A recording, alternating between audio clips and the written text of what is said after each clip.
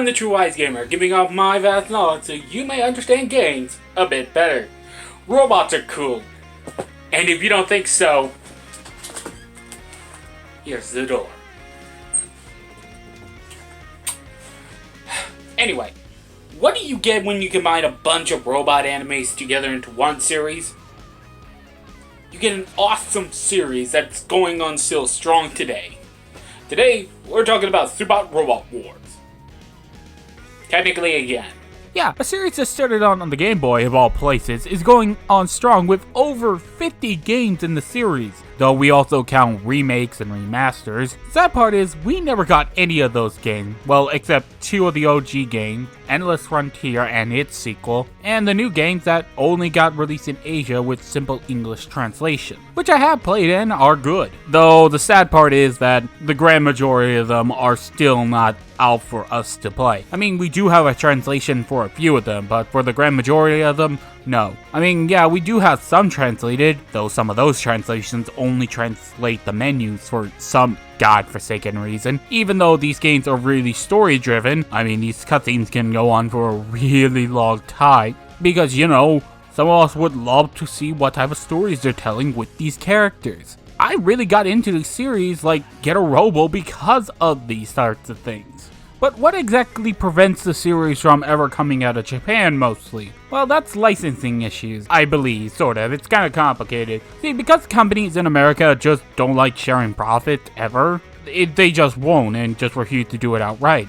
It's also possible that's somehow due to the localization issues with these series. It's just kind of hard for companies to actually know who owns what, and that might just cause legal nonsense. A kind of good example of this is Robotech, for example. The series is like a bunch of series, mostly Macross stuff, and combining that stuff into one anime, which, oh yes, it did produce a great show, it's still, you know, a bunch of shows together.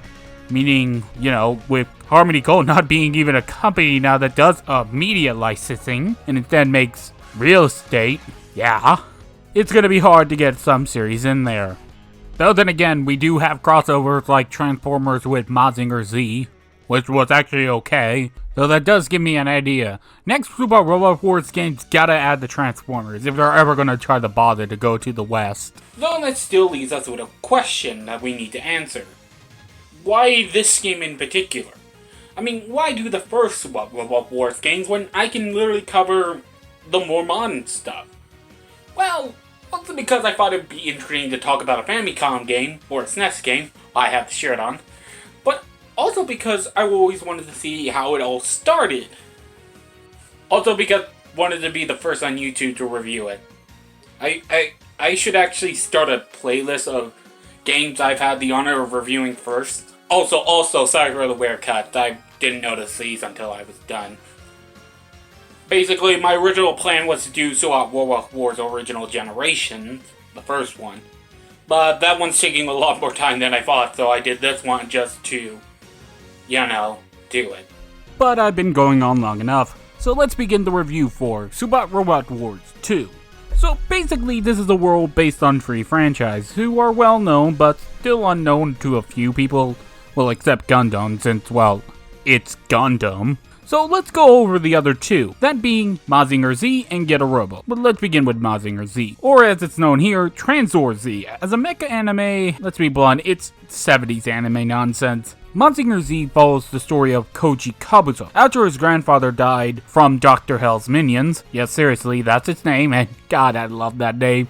It's so goofy 70s that I just love it. Basically, anyway, his grandfather actually leads him with the possession of the greatest mech, Mazinger Z, made out of Z... I don't even know what the hell they call it, but whatever. It's strong, it's awesome, it's just impervious. And Koji's goal now is to defeat Dr. Hell, get revenge for his grandfather. Honestly, it's a very simple show, but I think that simplicity makes it very enjoyable. It has that style, and it's kind of being one of the more earlier ones, but still very good. The last one we have to talk about is Get a Robo, a series that I actually liked, and it actually inspired another series that I really enjoy, Gurren Lagann. I am not even kidding. Honestly, saying the series name is just awesome. Gata! I think that just a awesome to just say. I mean, gata! Basically, it follows 3 characters: Ryoma, the leader, for lack of a better term, Hayato, the strange, mysterious character, and Benki, the lovable idiot. They were originally fighting dinosaur mechs. I'm not even kidding, again, and later on something called invaders, and it's a lot more complicated, and they got the new mech called the Getter Dragon. It's alright. What makes Getter Robo actually very interesting is that it can change between 3 forms. Now, I know that doesn't sound interesting, but they actually make the mechs, look actually different, rather than some variation of the look.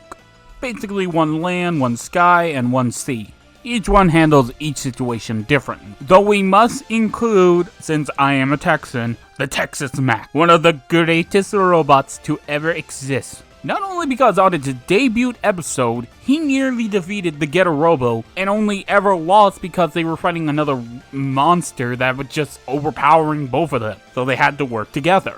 And then later on, getting a new mech design that looks even better, and honestly annoyed that they never use this design more often for some reason. So that is a weird thing, since Super Robot Wars has kind of just stopped using any other forms of the Getters except Shin Getter Robo. And really, it's weird that the series doesn't want to actually use them, since some of their designs are really good and, really awesome. I mean, like, Texas Mac can make his guns into a rifle or even a sword and mace for some reason. I don't know. It's just awesome. His hat can become a shield. Just like it. But anyway, that is all the free series, and, well, that creates a good question that we need to answer right now. How the hell did they fit them all in here? Well, they didn't really kind of bother, but it really doesn't matter since, again, never really matters since this is just more of a crossover game, and crossover games can kind of get over that factor just for the sake of fun. And if you're wondering why did I go through all of that, well, that's mostly because not a lot of people know about these series, to be fair, in the West at least. So I at least wanted to give people a jumping on point for this series at least. So, what is the plot? Well, strap in folks, because it's a bit odd. You see, a guy called Zoldar, I don't know how to say his first name for some reason, basically figured out that a bunch of aliens called the Guests are gonna soon come to Earth and think, yeah, the Earth's not ready, and he's basically gonna pull I'm doing what I think is right, so I'm just gonna be a dictator to the Earth now. Pretty much that. He also makes a group called the DC, which are basically the Divine Crusaders, who are mostly just bunch of bad guys working on this group from each of their respective series. Though not a lot of Mazinger representation for some reason, or Getter Robo for that matter, mostly Gundam, which is kind of an issue for the series since later on in the franchise there is a lot of Gundams. A lot. Also, a side note here, since I actually noticed this while I was editing my script, that being, well, this story and the trilogy of games, 2, 3, and 4, are oddly similar to the original Generation story. Yeah, I mean, it's pretty much a 1-for-1 in this, mostly, which is quite odd, if anything. I would talk about more of the story, but there's really not that much. It's a very simple beat the bad guy. That's it. I would talk about the kind of fun character modes in between, but there's really not, which is sad since this series has a lot of those that are quite enjoyable. But anyway, I've been going on a bit about, not a lot, but let's talk about the gameplay since it's pretty much what you're going to be doing for the most part. Anyway, how do we play? Well, it's a tactics RPG where, the drill. Everything's on a grid where you gotta defeat your opponents by moving your units over there and kicking their asses. That's how it usually rolls, and honestly, this is a very, very, very bare basic Super Robot Wars game. I'm actually very impressed that we actually got farther from here, if anything. Not calling it bad, but simplicity can be a good and bad thing, as I'll get into in a moment. But let's talk about our units, and well, there's not much of a difference here. Most units are generally all the same. Yes, they'll have different stats, but overall their idea is to just go over to your opponent and just whack them. I mean, sure, you'll have a bunch of mechs from across the series, and sometimes you'll lose access to certain mechs for a while, or just lose them outright forever, like the Texas Mac, the hell, or allies like the Psycho Gundam or Norochi, or I don't even know how to pronounce her name. and they're very that useful even if for a small time. Though you shouldn't really bother leveling them up that much, since staying members are just going to be overall stronger. And you should also try to level up your medics, since battles are going to be hard and they're always going to try to attack them. They will always attack them more times than not. And it makes it kind of practically impossible to heal units unless you have your ship, in which your mechs can enter and heal up.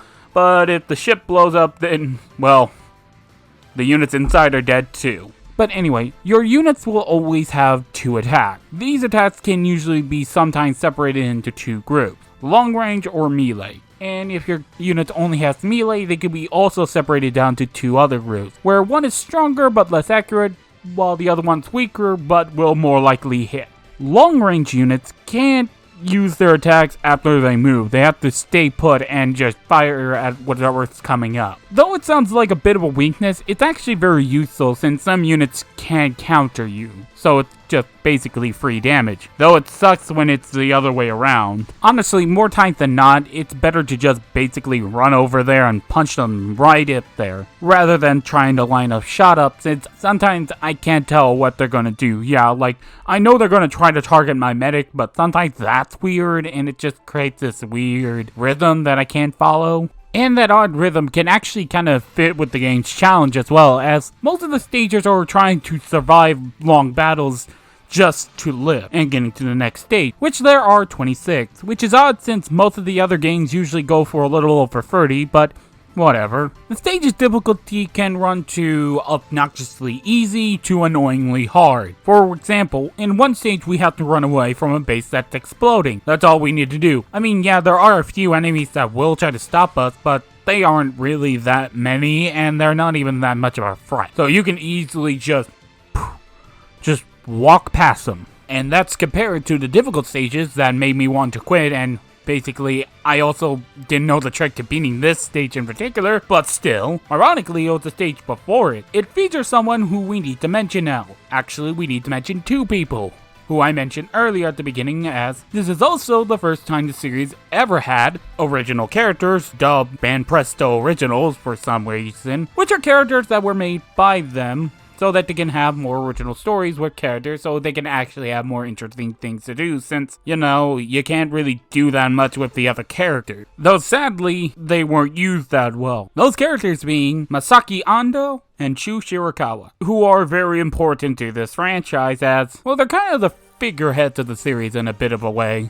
It just frustrates me that they don't really do anything. I mean, Masaki comes out of here out of nowhere, just trying to find Shu for some reason. The game never really explains, and mind you, this was before Masho Kaishin. And what's kind of worse is that Sidebuster is kind of bad here. Well, kinda, since mostly because his stat sucks. I mean, in comparison to other mechs, he's barely passable for a lower level character, let alone a mainstay. In fact, the only good thing that he even has is range of movement, which is very useful for some missions, and his most useful ability, the Side Flash. That is a long-range move that can be used after moving. That made him more useful than you would think, since also it's an AoE attack, meaning he can damage multiple foes at once, even enemies with a barrier that prevents long-range attack. Though his damage is not much, it is helpful for getting weaker characters to level up. Yeah, your characters don't gain levels or XP if you don't defeat opponents. I know that sounds odd to say, like, well, yeah, you didn't defeat them.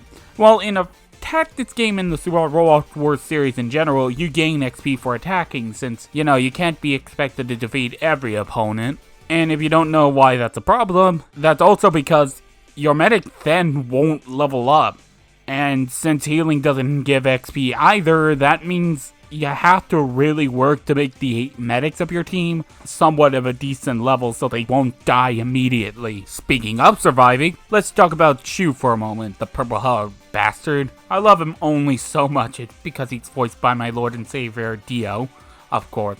But his mech is also cool, plus his personality, though not shown here, is a very smug bastard, the type of love. And the sad part is, you can't beat him. It's not possible, in my mind at least. He barely takes any damage, and you have to survive him for 7 turns. With enemies who have long-range attacks, and he can easily one-shot your units. Easily. And what's worse is that this is not unusual. The game will usually throw some boss unit at you that can actually attack twice. Sometimes. I'm not entirely sure. I'm not entirely sure what stats affect that for some reason, and I'm never sure why. And I state again, it's hard to heal up units when they keep getting constantly hurt or my medic is constantly targeted.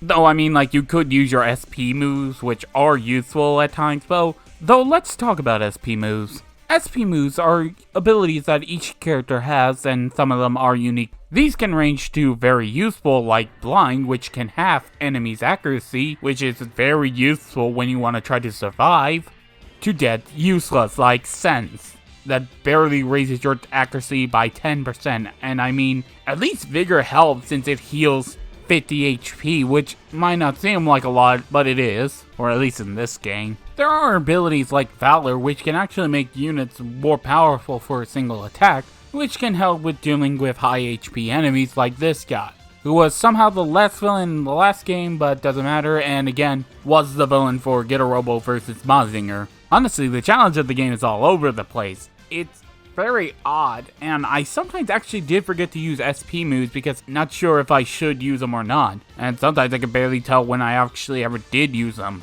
Though with the gameplay mostly done, let's talk about the graphic. It's okay. The battle sprites kinda look like if someone hand drew them, then pixelized them. I mean, like, they're okay.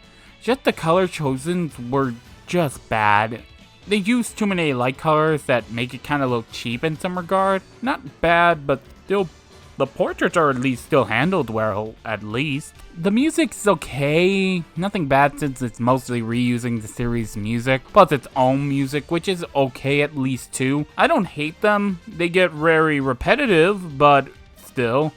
In fact, I had to mod my version just so that the music would keep playing instead of cutting out after each fight, which gets very annoying, might I add.